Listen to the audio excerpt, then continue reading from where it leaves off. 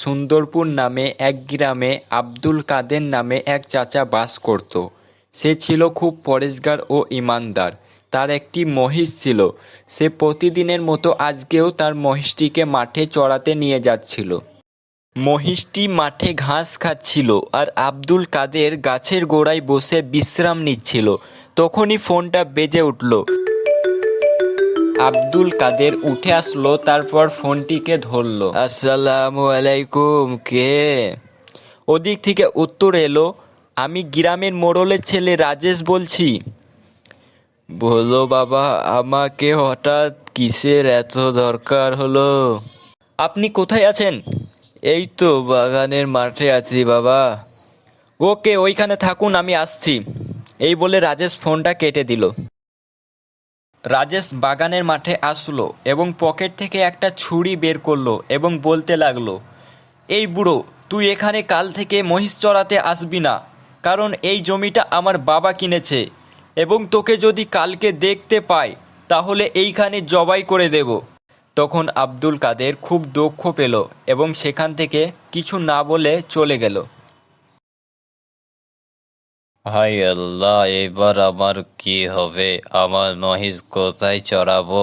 নদীর ওই পার ছাড়া তো আর কোনো ভালো ঘাসের জমিই নেই। আমি বয়স্ক মানুষ, মহিষ নিয়ে নদী কিভাবে পার হব? কি আর করার, যা হবে দেখা যাবে ইনশাল্লাহ। আগে মহিষটাকে নিয়ে তো বের হয়। এই বলে আব্দুল কাদের নিজের মনে কি যেন বিড়বিড় করে বলতে বলতে ঘর থেকে বের হয়ে গেল। তার মহিষটাকে নিয়ে রাস্তায় হাঁটতে লাগলো। কিছুটা পথ যাওয়ার পর অবশেষে সেই নদীর কাছে পৌঁছে গেল। তারপর আব্দুল কাদের বলল, বিসমিল্লাহির রহমানির রহিম। এই বলে সে নদী পার হতে লাগলো। আশ্চর্য ঘটনা, সে এবং তার মহিষ হেঁটে হেঁটে নদী পার হয়ে গেল। তারা নদীতে ডুবলো না। এই সব ঘটনা লুকিয়ে লুকিয়ে দেখছিল মোড়লের ছেলে রাজেশ। সেই গ্রামের সকল মানুষের কাছে এই ঘটনা খুলে বলে। সবাই অবাক হয়ে যায়। তখন গ্রামের সেই মোড়ল বলে, এটা কোনো আশ্চর্যের ব্যাপার নয়, বিসমিল্লাহ বলে সবাই হেঁটে পার হতে পারবে নদী। মোড়লের খুব রাগ হচ্ছিল এই সব দেখে। তখন মোড়ল বলে ফেলল, কালকে গ্রামের মানুষ সবাই হাজির হবে, আমি কালকে হেঁটে নদী পার হব।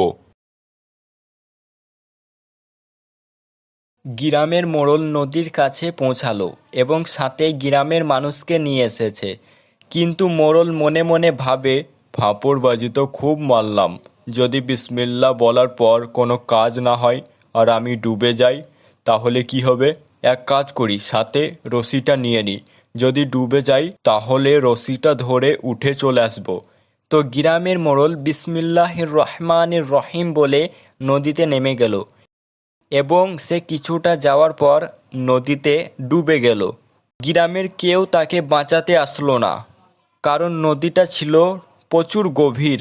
এই গল্প থেকে আমরা এই শিখলাম যে শুধু বিসমিল্লাহ বললে চলবে না, বিসমিল্লাহ বলার সাথে সাথে আল্লাহর উপর ভরসা রাখতে হবে এবং আল্লাহর প্রতি তাওয়াক্কুল রাখতে হবে।